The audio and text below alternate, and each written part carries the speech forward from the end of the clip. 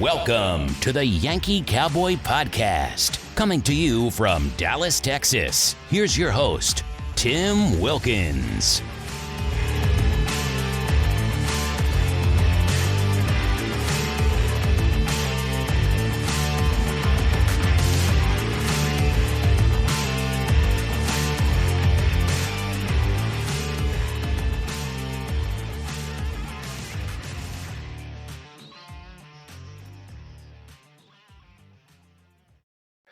Ladies and gentlemen, welcome to another episode of the Yankee Cowboy Podcast. I am joined by the co-host of co-host, Chris, joining me once again for another great episode. And today we're going to follow up a little bit on NASCAR's offseason a little bit. We're going to talk about a plethora of issues, including the most recent announcement of Mr. Kevin Harvick retirement. We're going to have a little bit of a comment spree of follow-up on the Craftsman Truck Series silly season of where these drivers are going to end up, talking about the upcoming Daytona 500, the polarization of how awesome wokeism in NASCAR is. Excuse me. Chris, what a great opportunity it is to talk about NASCAR once again. But it's always a good time. But another great topic we're going to get into later on is the most recent Chili Bowl that occurred this past weekend. And we're going to discuss that at length because it's really becoming a long, drawn out, worse than going to a race in real life type scenario. And I'm going to let you have that one later on. But truth be known here, we're going to talk about, first things first, we're going to kind of follow up on one of our episodes that we had earlier in the 2022 cycle. And that is a little bit of follow-up here on some of the things that we talked about, and that was the Hailie Deegan, John Hunter Nemecheck Craftsman Truck Series silly season, because that's what our biggest concern was once Kyle Busch announced that KBM was going towards a Chevy situation. And we got kind of the answer we were looking for. So first things first, we want to follow up on that. We obviously... We were waiting to see where the ball was going to drop with John Hunter Nemecheck, and we saw that he was going to go more recently than not. That news story came out around the first week of December, and he's going to drive for the number 20 Joe Gibbs Racing Series. Joe Gibbs Racing in the Xfinity Series. And Ben Benshore, who served as Kyle Busch's crew chief and Cup, will be Nemecheck's crew chief in the Xfinity Series. Great ride for him, opportunity for him to go, kind of move back into the ranks of getting back into the Cup Series.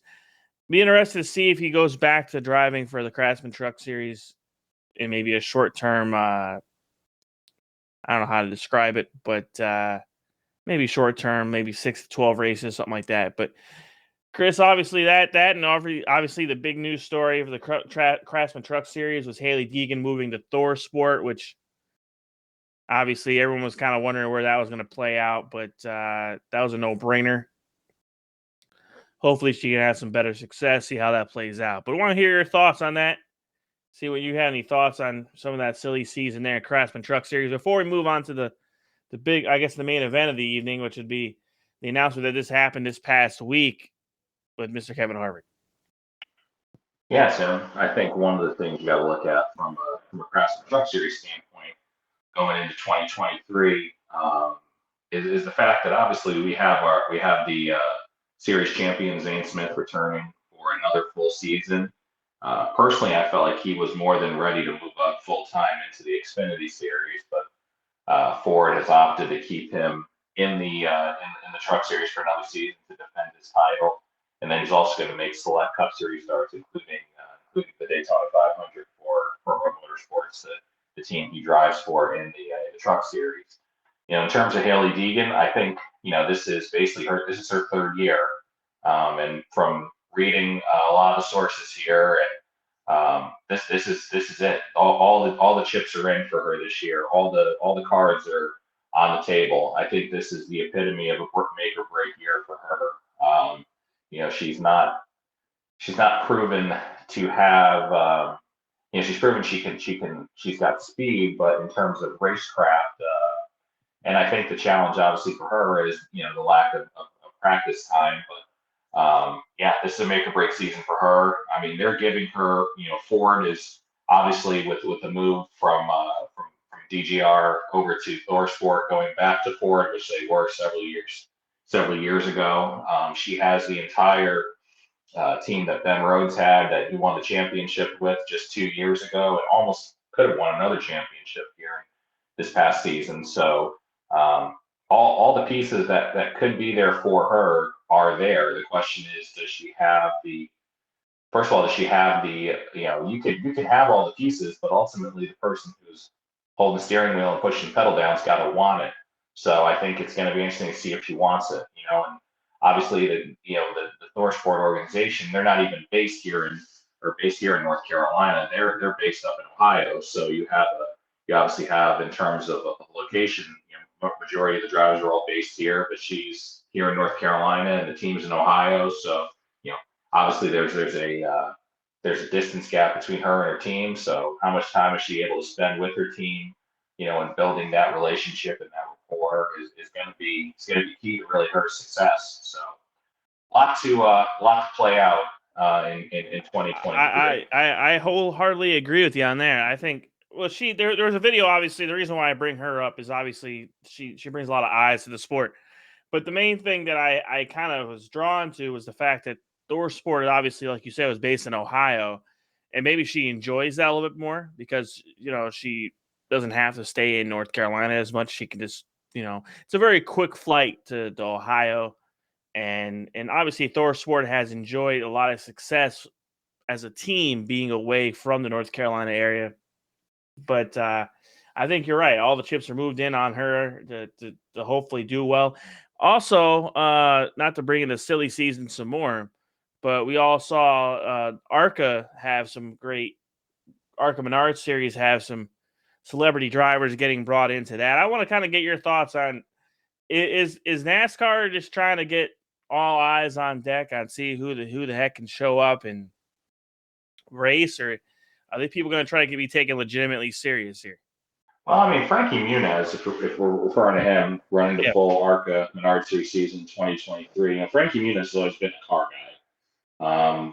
And then the opportunity obviously became available for him to run a full season, excuse me, in the ARCA Menard Series. So, I think for sure NASCAR is obviously looking, and he's going to bring eyeballs onto the sport just because of obviously his star power and, him being a household name,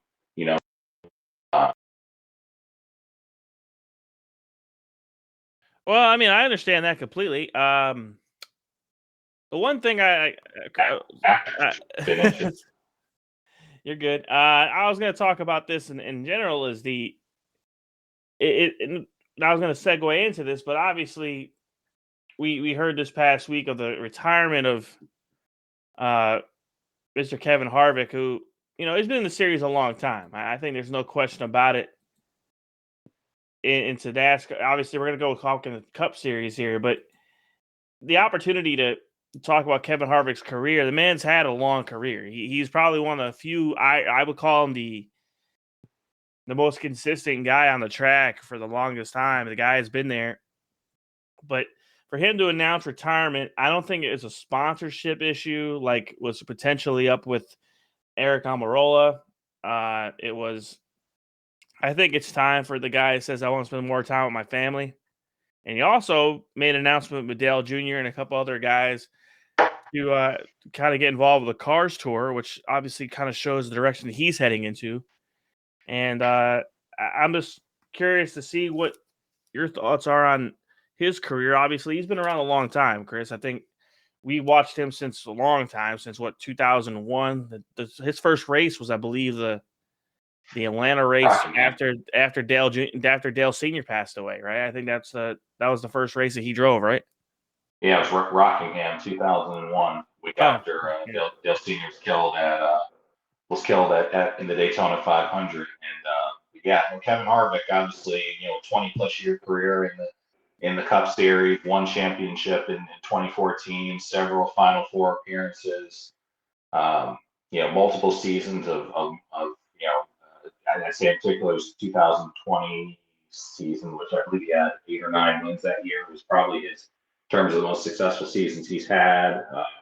Then goes along with 2 Xfinity Series championships in 2001 and 2006. So definitely just one of those guys, surefire Hall of Famer, but not only a tremendous driver, but also a very, very savvy businessman.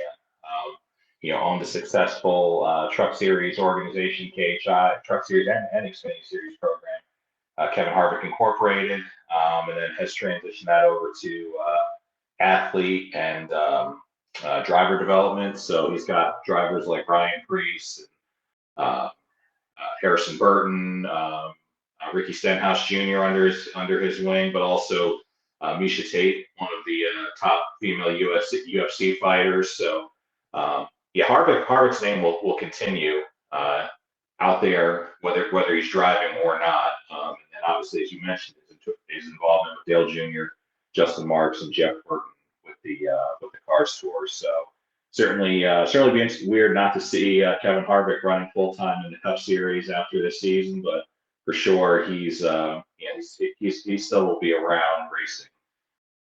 I think we could probably talk about this more, but and maybe later on down the road, maybe next year. But who takes that ride? Honestly, we have an opportunity. We saw in the offseason where Stewart-Haas kind of kept consolidating towards the Xfinity Series, moved their drivers around, and kind of kept it in that scenario. But the one thing that I kind of didn't really understand, and it really starts to see the heavy influence of Tony Stewart on obviously Kevin Harvick, is the direction he wants to go with being partial owner with a Cars Tour.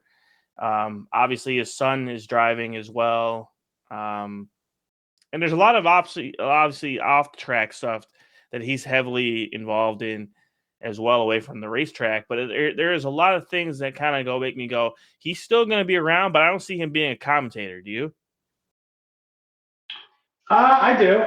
I think, from a, and this is strictly just speculation, but I think from a Fox standpoint, I think they're looking for a full-time person to join Mike Joy and Clint Boyer in the booth. So I could very much see he's been the lead announcer when they've done the driver-only broadcast with Fox and the Xfinity Series last 4 or 5 years. So no, I definitely see Harvick as potentially being a guy to head into the booth. But really, as I say, the world's kind of his oyster and what he wants to do from a standpoint. But I think his involvement in the Cars Tour is great. I think with that ownership group, I think that there's going to be hopefully a long-term success plan for the Cars Tour, and really for grassroots short track racing, which definitely needs an influx of cash, but also needs folks who are passionate about it and hopefully can grow it to where it's strong in the future. Yeah, man, and honestly, I wish him all the best. Honestly, he's a great driver. Of course, he raced against my favorite driver, Jeff Gordon, who used to be in the booth at Fox, and obviously he's taken a higher executive position at Hendrick Motorsports, aka the heir apparent at Hendrick Motorsports, and it's really interesting to see how these guys kind of, not say they're completely away from the racetrack, but they're there, and they're not always have to be so hands-on to the day-to-day. But it's really interesting. I hate to bounce around on topics, but the one thing I kind of saw in this last couple of weeks, and last week, was, and as a traditional race fan that I am, Mr. Kyle Larson announced that he's running the Indianapolis 500. And then Kyle Busch was up there as well, potentially running the Indianapolis 500 maybe down the road. But as a purist, Chris, do you see this? It's about dang time for this young man to run the Indy 500? Or is it kind of one of those things of what the heck are you trying to get yourself into? Because the Chili Bowl happened, this past week, and we didn't have a finale with the two greatest dirt track guys in the sport driving. So just kind of get your thoughts on Kyle Larson running the Indy 500. I think this is long overdue.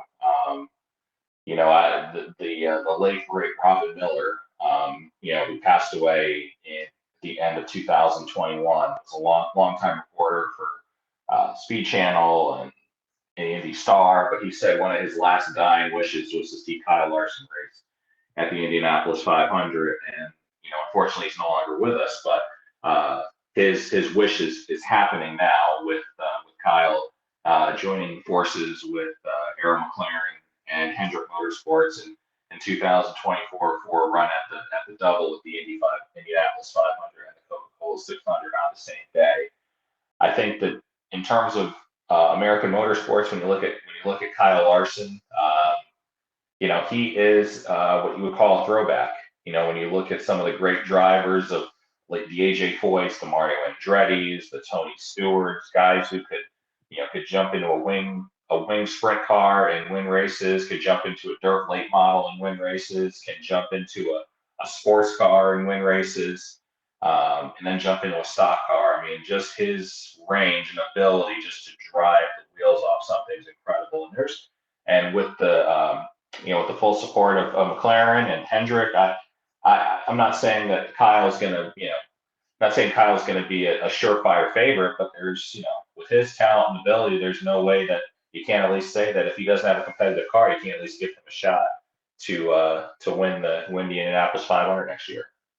Yeah, and that's where I was kind of excited to see him finally do it. For a guy that's been to the Indy 500, because he brings a whole different set of eyes to the sport of the obviously IndyCar series and the AJ Foyt, the Tony Stewart, the opportunity for a guy like him to kind of do his thing.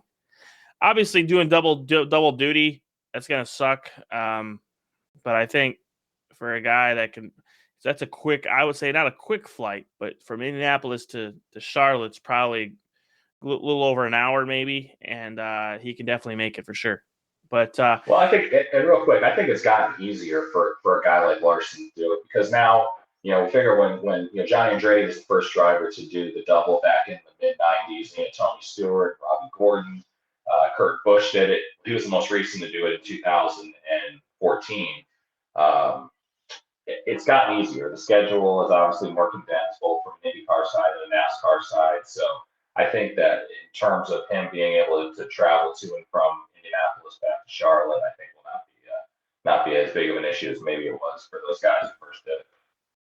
Yeah, and I think it's still gonna be fun to watch. I mean, it's just definitely gonna be the Indianapolis 500, and obviously with the Grand Prix of Monaco being the opener at bright-eyed and bushy-tailed morning there.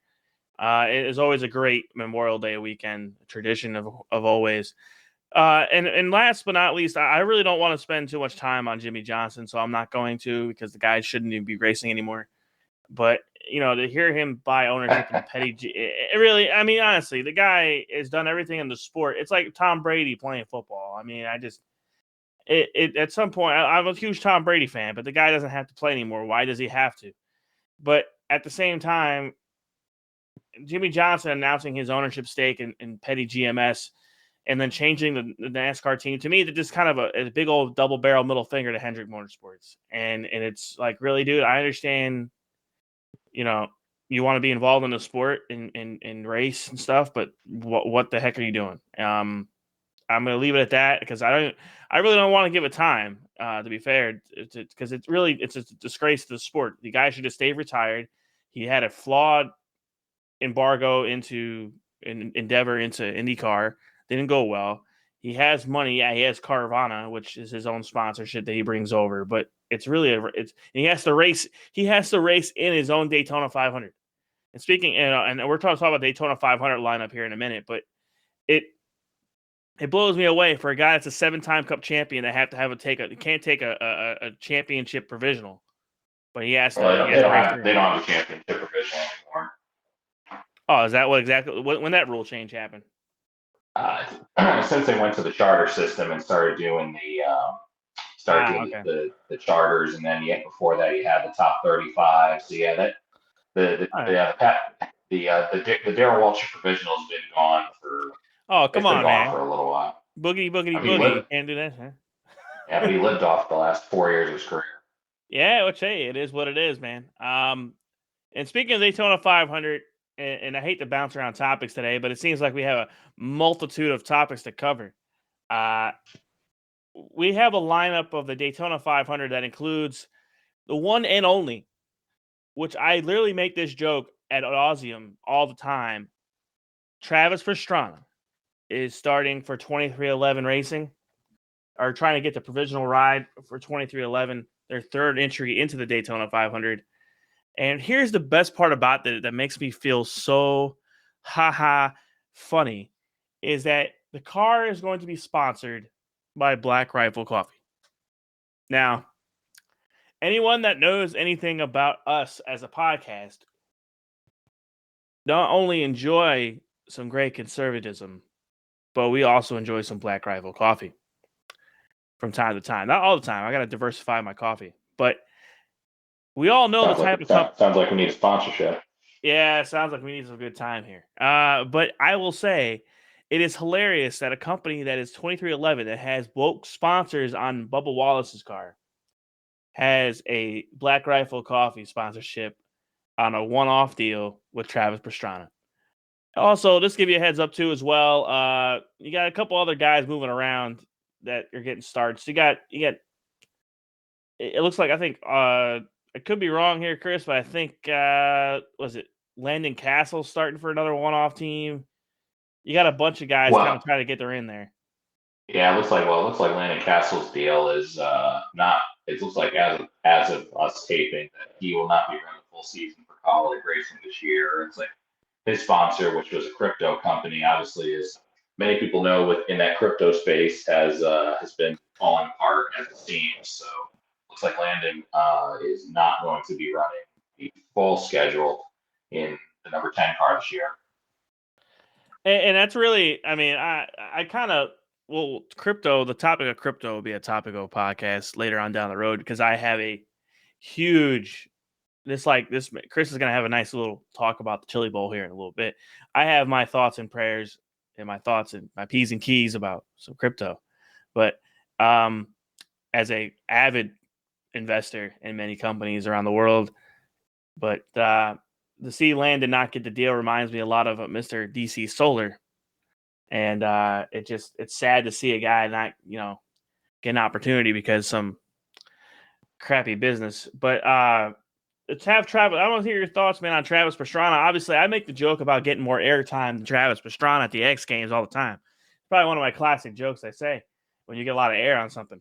But it's to see him get sponsored by Black Rifle, go to 23XI, which 23XI is obviously expanding their horizons and seeing, with obviously their notoriety and trying to bring a third ride into the Daytona 500. Obviously, Denny Hamlin, owner of the company, thought it was a good idea. Michael Jordan. So I want to see your thoughts on it, man. I don't know if he's going to do well. I think he'll probably do okay in the the duels. I'm sorry, and see where they go from there. Man. Yeah, I'm definitely dating myself. Yeah. No, I think it's. I mean, obviously, to get a name like him, who's got obviously, we talked about earlier, household.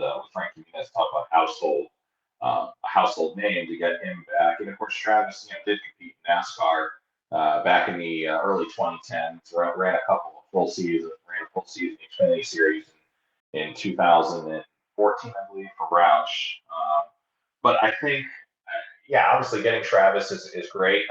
Right now, looking at it, according to my calculations, if you have the 36 chartered teams, which obviously all will compete at Daytona, right now we have at least 4 open cars. So Travis Pastrana, Austin Hill is going to drive the 62 car for Beard Motorsports. Jimmy Johnson, as we mentioned, the 84 for the I can't think of the name of the team now. What's the team called again? Not Petty GMS. Oh, it's Legacy Motorsports, which honestly, there we go. Yeah, that's a slap in the face because Petty hasn't been competitive in an ownership role in, I don't know, ever. Zane Smith is going to run for Front Row, as I mentioned earlier, and then Colleague Racing is going to field a car for. I think they're going to field another car. I can't remember. Yeah, they're working on that deal as we're recording. They're working on a third deal right now. 13 car. So, and then if there's there's some potential of, where's the money team, in quotation marks, Floyd Mayweather's team. Hey, man, if he don't come out, if he doesn't have a great intro. Yeah. Carl Long's team bring a car? So there's a possibility. Right now we're at 40. We could be upwards of 42, 43 cars. So there could be 3 to 4 cars that are going to go home from the Daytona 500 this year, which will be good. Make the duels actually matter. Yeah, I call them the Gatorades because it's just showing my age on that one. But the topic that I think me and you wanted to really get into, and I saw it a lot on social media over the weekend. And of course, I had some time off from the secondary job, aka the slave grind of second jobs. Was the Chili Bowl this past week in Tulsa, Oklahoma, and I'm gonna, lead in with this before I let you have the floor, Chris. It's entertainment to a certain degree for only as long as my painful eyes will withstand. After going to the track with many, many things, going to many big races, Daytona 500, Indianapolis 500, the day is long. The day is wide. But good God Almighty, can this race get cut down any shorter? With that, I'll leave and I'll have you have the floor. The great one. Let me have my Mark Levin moment here. So, yep, go ahead. So the Chili Bowl itself has become really the kickoff to the racing season. It brings guys from obviously the dirt world, but also stock car racing, and heck, even drag racing. We've seen drag racers compete in it. So, unfortunately, we're at kind of a crossroads in the era of the Chili Bowl. The event itself, obviously is huge. I mean, it's a week-long event. They start running on Sunday and they run 6 days and run and have upwards of 300 cars. The problem now we're seeing with the Chili Bowl and with the organizers, and I believe is truly a bit of, I will say, the best word to describe it is stubbornness that we're seeing from the organizers. They're at a point now where not only are you losing casual fans. I think folks who are casual dirt fans who will watch because of names are not going to watch because your event is so poorly run. But not only that, now you're losing big names. So if you look at the 2023 Chili Bowl, names like Kyle Larson, Christopher Bell, dirt racers like Brad Sweet, Casey Kane, were not at the Chili Bowl. Now, the Chili Bowl organizers boasted and even took some pot shots at Larson, saying, well, we don't really need Kyle here because we've got a record number of cars. Yes, in hindsight, you do have a record number of cars, but when you don't have big names like Kyle Larson, a NASCAR Cup Series champion, a Chili Bowl Nationals winner, a Knoxville Nationals winner, and those guys are not showing up to compete, you're taking away those casual eyeballs. So, the Chili Bowl might say to themselves, oh, well, we have 25, 30,000 people here taking in the event. Well, there's hundreds of thousands of people online that are paying through Flow Racing to watch this event on TV. And they're having to stay up till the wee hours of the morning to see an event. So the Chili Bowl needs to figure out a happy medium. I know there's been people on social media who said, well, why don't you run some of the prelims that you'd run on Saturday morning and run those on Friday night and run your pole draw on Friday night and then strictly leave it to the last few heat races and then the main event.